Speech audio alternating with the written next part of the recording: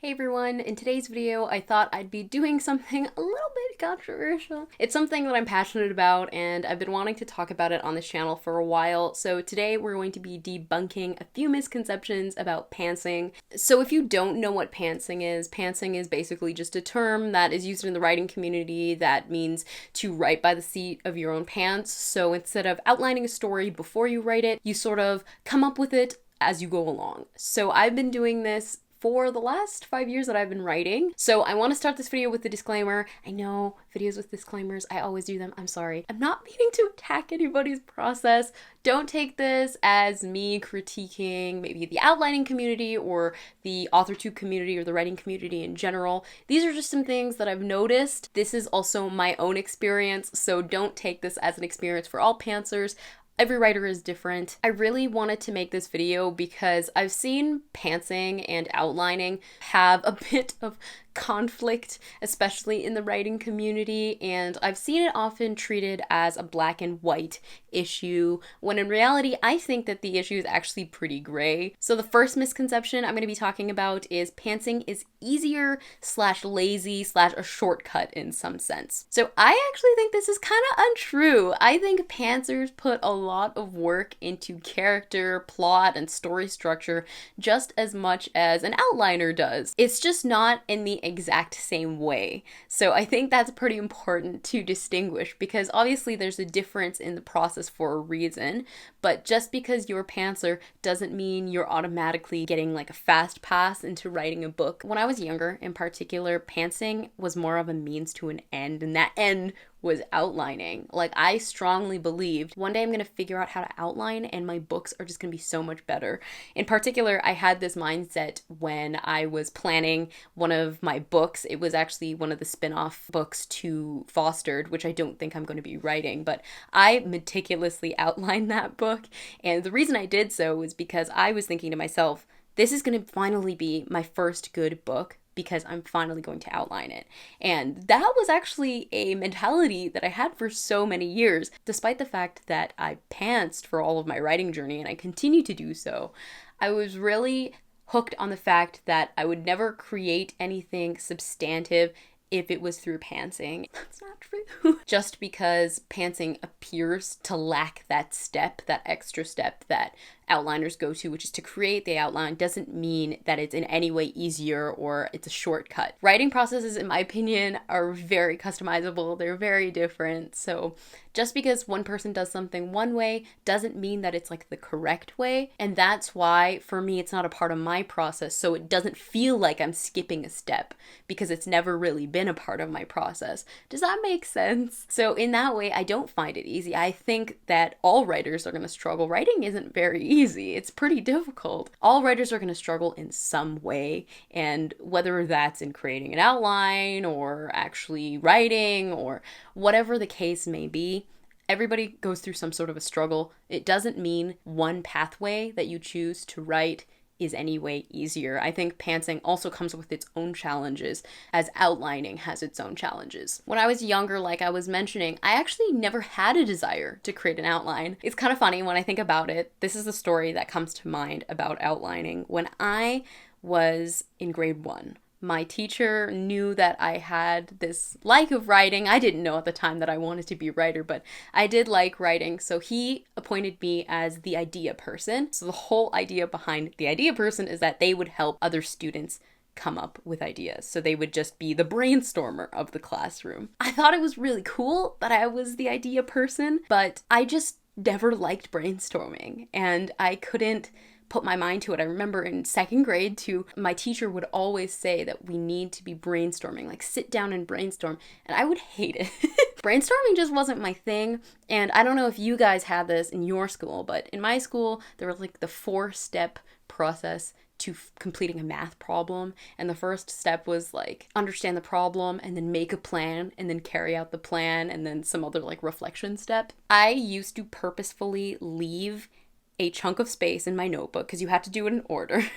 I would leave a giant chunk of space for the make a plan and then just go straight to carry out a plan. So I would do understand the problem and then leave a big space so I could come back and then go straight to carry out the plan. And that's how I did my math problems too. So as you can see, I was never a planner. I really didn't like it. I remember even telling one of my guidance counselors who was like trying to like, you know, get students to be amped about their future and to have goals about their future. I was like, I don't like goals because it's a similar reason to why I don't outline. I just don't like having a space that I have to follow in particular, and that's how I felt. I've always been that way. So when I entered the writing community, I was kind of surprised at how much outlining was the thing to do. I entered the writing community probably in 2014 is when I really started interacting, and that was about the time when I had been writing for a few months, and it was kind of hard for me to wrap my head around this idea of outlining when it wasn't a thing that I really liked to do. I didn't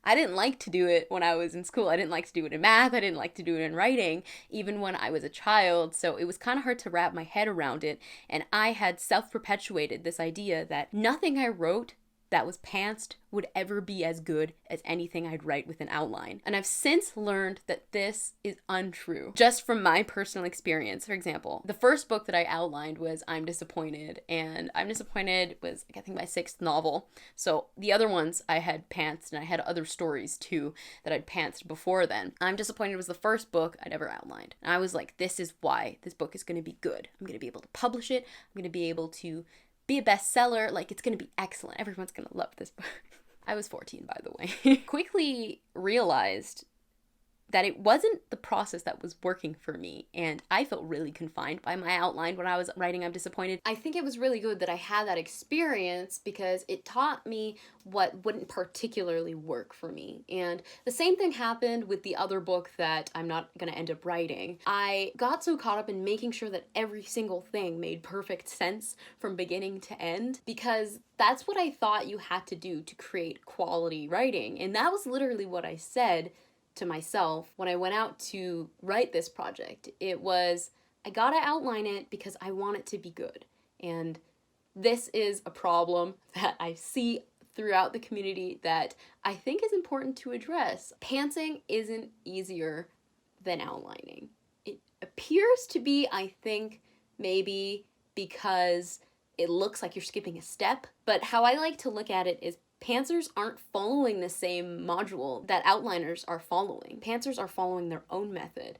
So outlining isn't even a step for pantsers in a sense. Again, this is coming from me, so if you're a pantser and you disagree with this, let me know in the comments. I think it's not helpful to be looking at pantsing as a means to an end in terms of outlining. I don't think it makes sense to fit it under the steps of outlining when it isn't outlining. So I think that's probably where a lot of the confusion and disconnect comes from, because people are looking at the routine of outlining. They're like, this is step 1, step 2, step 3, step 4. Obviously, step 1 would be like brainstorm. Step 2, maybe create the outline. Pantsers aren't following that routine because it isn't their method. I've been pantsing for 5 years, and I would by no means say that pantsing is easy. I have struggled a lot. I struggled just as much with I'm Disappointed as I did all of the books that I've pantsed. I don't think having an outline or not having an outline necessarily equates to how difficult it is to write a book. I don't like the idea that people think that pantsing is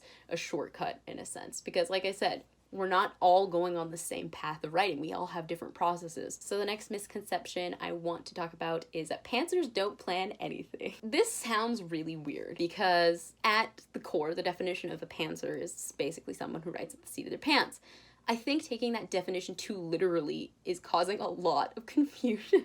I think there's a lot of people who sort of do both. You don't necessarily have to identify as one label or the other label. You could be both, and I think that's where the term, I think, plantser comes from. I personally still call myself a pantser because I think that plotting is kind of inherent in any writing process. It doesn't matter if you do it before or after or during. I feel like it's inherent because all stories have some form of plot. Stories are stories for a reason, and it's because they contain story. So events still need to link, causality is still a thing, and structure is still required no matter what your process is. A lot of people might think that pantsers just go into their book with literally no idea of what they're gonna write, Well, that's not really true. For example, I'm a pantser, but I had over 60,000 words of notes for the novel I just finished. So a whole novel-length document of notes. Despite the fact that I pants, I still take a lot of notes. How I see it is pantsers still will have some sort of a plotting technique. Doesn't make them an outliner. And I say that, it sounds really contradictory, but I say that because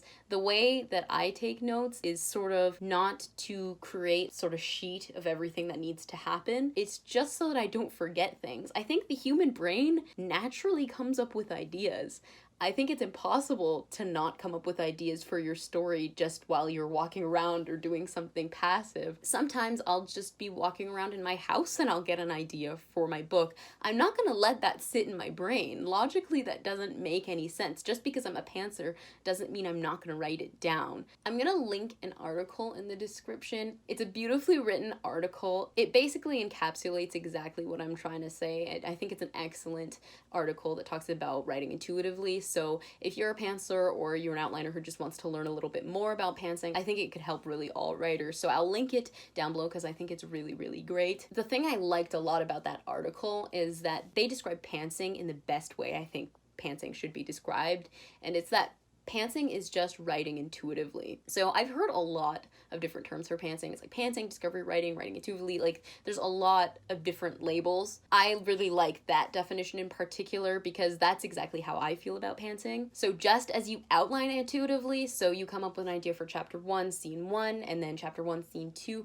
just as you outline intuitively, pantsers are also drafting intuitively. So none of these ideas come out of nowhere and you just put a random thing in there like Bobby suddenly has a goldfish when he didn't, and it's just like a big plot twist everywhere. There aren't any ideas that come out of nowhere. It's all about intuition. So I don't really see much of a difference between outlining and pantsing. I think outlining is pantsing but just before you write. Does that make sense? You can't really outline your outline. The process of outlining is the same as the process of pantsing. It's just pantsing, you don't write down all of those before, you're just figuring that out as you go. But with outlining, you figure it out before and then write everything. But I think it's sort of very similar in the process. It's just very slightly different. So the next misconception is a little bit controversial. So this is that pantsers' first drafts are always bad / you need to outline to be published. So for me, this is really untrue. I think pantsing's #1 benefit for me is that I get to go through the story first with a fresh pair of eyes. So I kind of cracked this code because I was trying to figure out why is my writing so much better when I pants versus when I outline, and I cracked the code. For me, it was because I was seeing the outlined scene multiple times. So I'd be rereading it so that I could fit perfect scenes here and there, check motivations, blah, blah, blah, blah, blah. And eventually the scene lost its color for me. Pantsing doesn't do that in the same way because I'm not really focusing on linking everything perfectly. I'm more focused on the actual story and discovering it. So for me, it's like watching a movie or listening to a song or reading a book for the first time. You notice things and it's never really the same experience, at least for me, when you go back and you do it again. For example, if you keep up with my vlogs, you guys would know that my favorite band is Nothing But Thieves. So let's use them as an example. There I have that poster right there as proof. If I was listening to a random song from them, I would notice things for the first time, and it's kind of that amazing experience that I feel when I personally am pantsing. So I'm not saying that you can't have that experience when you outline, but it's that feeling of listening to your favorite song for the first time. It's that awe that I feel when I pants that I think is so special about pantsing, and why I feel like my first drafts are better when I pants, because I can pick up on details that I would get desensitized to. Like, for example, Nothing But Thieves is my favorite band, But I know all of their music back to front now. I know every single little part of every single song. I know all the words, and it's still special to me because I love all of the music, but there is nothing like listening to songs on repeat that you just found because you know that they're going to be your favorite song. I have a fresher eye to look through a brand new scene. It's like I'm digging through a new entity that I can now create whatever I want against. That's why I think it's important to note that I make conscious, intuitive decisions when I pants. Maybe it might be an idea that pantsers just make random decisions,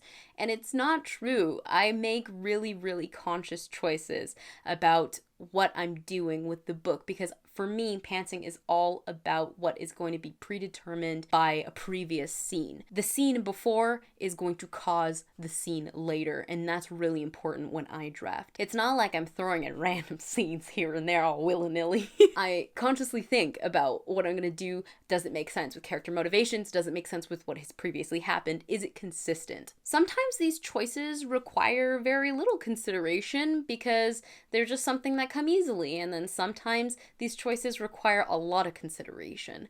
Let's say I'm trying to think of like a major plot point. I'm going to think about it for quite some time. I think it's important to not associate pantsing with being careless. I also personally edit as I go as I draft. So yes, pants draft can be messy, and I feel like this is what pantsing is notorious for, but not all are. I think pantsing has evolved. I don't think that your process dictates the quality of your draft. I think you dictate the quality of your draft. And I see this a lot with younger pantsers. I'm young too, but that makes me sound old. I'm not old, but I see this with a lot of newer writers. They'll say, I'm a pantser, and automatically think that it's a negative thing. They know that they don't really vibe with outlining. They just feel kind of bad for pantsing because their work always is going to be bad. Again, I touched on this before, and that's not true. You don't need an outline to create a good first draft. You don't need an outline to publish a book. You need your skills, you need your knowledge, and you need a lot of dedication to do those things. You can mess up an outline just like you can mess up a first draft when you pants it. An outline is not be all end all. It is not the holy grail of everything. It's not infinite. You can make mistakes outlining too, just as you can make mistakes pantsing. So I think all first drafts are going to have mistakes. I don't think that pantsed first drafts are necessarily going to have more. I think that really is dependent on the writer. So the next point that I'm going to debunk is pantsing equals less experience or less practice. Pantsers are only pantsers because they're young, and young writers, that's how they be. They just go straight in for it instead of being patient and sitting down and plotting their book. I see that a lot. Just because your book is bad doesn't mean it was bad because you didn't plot it. Your book could be bad because you don't have as much practice or you're young. Like, for example, I don't think any of my books when I was younger are bad because I didn't outline them. I think they're bad because I was 13 and I was learning how to write. I think I created some really cool plot, especially like in Foster Book 3, pantsing, that I never would have been able to conceive when I was outlining. So the book is still bad, but that's not because I pantsed it. That's because I was still learning to write, and it's important to make that distinction because I think it can add a lot of extra pressure or shame onto people who don't plan their work. Just because you didn't plan it doesn't mean that it's automatically bad. So I'm not going to sit here and pretend like I'm the most experienced writer. I've been writing for 5 years. Whether you want to take that as a lot of experience or very little experience, I don't know. I don't really have a personal opinion on that. I wouldn't say that I pants because I'm less experienced or I'm a beginner or I'm impatient. I pants because that's the process that works best for me. And I'm sure there are tons of successful writers out there who do pants and do have lots of practice. Pantsers have a lot of practice with writing because it's still a viable method of writing. It doesn't mean that it's illegitimate. I think pantsing is very much a legitimate way to write. It's just a process that I feel gets a bit looked down upon in the community because it appears to be spontaneous and rushed and like there's little care put into it. For me, that's personally not true. I think I pants with a lot of carefulness, just as you can, I think you can outline carelessly. I know I did. Nobody's safe from carelessness. Nobody's safe from bad books or bad writing just because you follow one process. Just like a lot of people might think that pantsing creates like more, I don't know, like creative outcomes. That's not necessarily true either. Nobody is safe from the bad Mr. Bad creativity bug who's going to steal all your creativity. Nobody's safe from boring writing. It's really dependent on you as a writer and what you're willing to do and your development. One process isn't going to stop you from running into problems because writing is a craft that takes a lot of effort. There's no way that you can avoid that effort. And outlining might be a method that actually works for you and actually helps you with your craft and actually helps you improve as a writer. And that's good. And that's really good. You should keep doing it if it's working for you. But if you were like me and you were really confused and you were 13 and outlining wasn't working for you, don't be afraid to experiment and do your own thing. It doesn't mean that you are going to be a bad writer. The last point I'm going to be talking about is not really debunking, but just a bit of conversation just to end this video, and that is that no method is better. I'm still going to get stuck and have trouble, just as an outliner is going to get stuck and have trouble with their book. Like I said, there's no avoiding that. Everybody struggles. I don't pants because I think that it's like the fanciest thing to do. It's the most edgy thing to do. I do it because it's what works for me. So a big thing that I've been saying is just because you pants doesn't mean your book is going to be more of a mess than somebody who outlines. Writing takes practice. Storytelling takes practice. No method is going to magically erase the amount of practice you need to become the writer that you want to be. No method's going to act as a shortcut. You still have to put in a lot of work in order to improve your craft because writing takes a lot of time and practice. Just because you pants doesn't mean you're going to get a better book. Just because you outline doesn't mean you're going to get a better book. So no method, if you're an outliner or a pantser, is going to automatically be the golden method, the only way to get a perfect book. I don't think there's any such thing as a perfect book, and I think it's important to do self-reflection so that you don't get caught up in this idea of perfection, because perfection doesn't really exist, because perfection is really subjective. What you think is perfect might not be perfect to somebody else, which is why I think it's important not to get caught up in this idea of perfection. That was really woke. Oh my god. So your work isn't necessarily bulletproof because you made an outline, and your outline isn't necessarily perfect. I don't think that pants books need a lot more revisions than an outlined book because of XYZ. It really depends on the writer. Just use the process that works best for you. And I think that's something that I want a lot, especially of younger writers, to hear, because I know I was really confused about my process when I was younger. And I'm turning 18, I'm almost 18, but if I could talk to 12-year-old Rachel and be like, hey, you're 12.